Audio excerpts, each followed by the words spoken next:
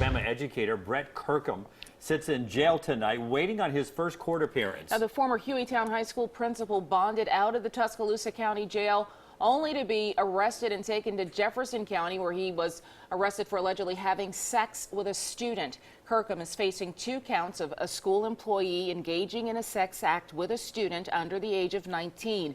Investigators say he maintained a 3-year relationship with a former student.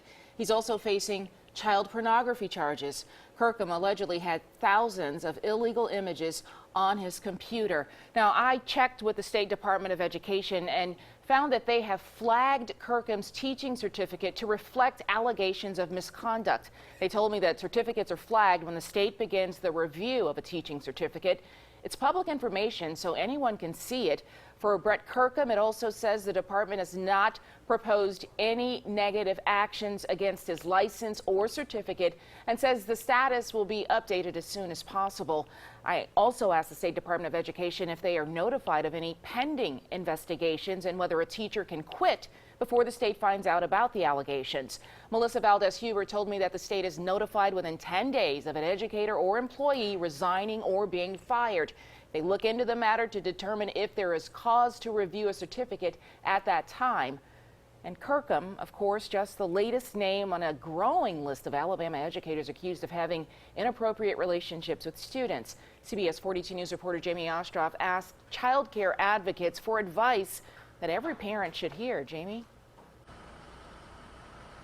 Sherry, good evening. And I want to show you this. I did a little digging into our archives, and here's a calendar. Each red X on this calendar represents a mention of any sort, whether it be an educator newly accused or continuing coverage of an educator accused of having an inappropriate relationship with a student. And really, when you see all of these stories like this, we really can't blame you if it wears on your trust at all. So I wanted to know how parents and their kids can still feel safe at school.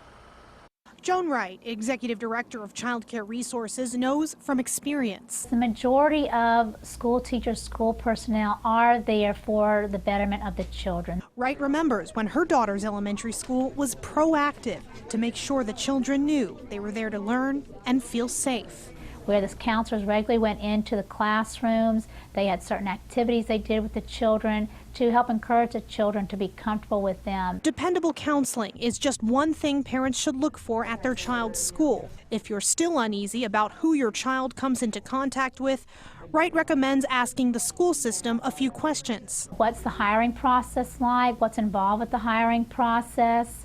Do you do background checks? If so, what are you doing a background check on? Ask about how do you monitor new employees. But at the end of the day, your child comes home, and that, Wright says, is where building that trust should begin. Listen to your children, know your children's behaviors, and don't dismiss something that makes you feel like, where is this coming from? Make sure you follow up and you encourage your child that they should be able to talk to you about these types of situations.